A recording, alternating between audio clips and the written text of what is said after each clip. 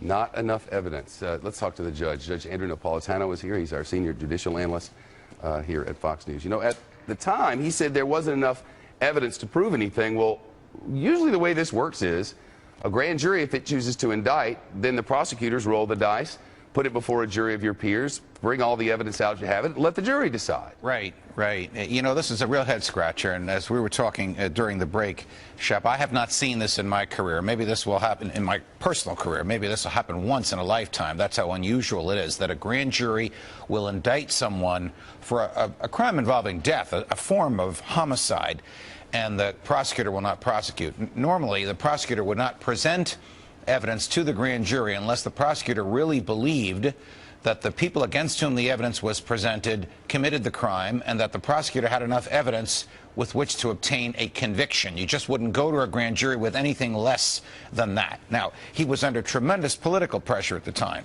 You remember that. I remember it. We all, those of us who covered it, do. I feel like I lived in Boulder for a while. Right. He may very well have just thrown all the evidence to the grand jury and said, you guys decide, hoping they would not indict so he could use that as an excuse and politically move on with the rest of the work in his office and with his career. Instead, he got an indictment, didn't follow up on it, and he has the discretion not to follow up on it. I'm not suggesting he did anything wrong. It's a tremendous act of political and moral courage to say to a grand jury, you indicted, I'm not good enough for me, I'm not going to prosecute. Well, that's how John Ramsey saw it, but I think that some who covered this case and others who watched it in the Boulder area and beyond would say John Ramsey is a very powerful man in that community, with a lot of ties in that community, that it's possible that the evidence, you couldn't tell exactly what happened for the evidence, but one of the theories was something bad happened to this child. Somebody covered it up. Yes. And the fear was that somebody might go to prison for something that didn't exactly happen the way they said. But whatever it was, you would think that justice would be able to play itself out. Well, there's never been justice in this case. One of the grand jurors themselves, I don't know, male or female, broke the law by revealing what went on in the grand jury. Can't believe it took this long. And said, we don't know who did what, but we know they should have done something. Quite frankly, that's not enough on which to base an indictment. We don't know who did what, but somebody should have done something. On the other hand, we haven't seen the indictment. We probably never will. We haven't seen the transcript of what evidence was presented to the grand jury and what their deliberations were. We probably never will.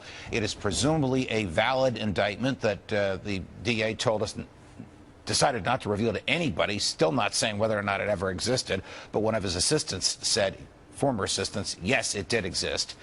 So it is a bizarre set of circumstances. Usually it's the other way around. Usually a DA is pushing a grand jury for an indictment and they're resisting, rather than what happened in this case. Yeah, this was an unusual case, local weirdness, and what a period in our lives. Maybe there's another surprise coming, Chef. Remember those news conferences, and the Ramsey would shuttle people in and out. Yes. They coddled up to some reporters and wouldn't let anybody else in. The secrecy and the...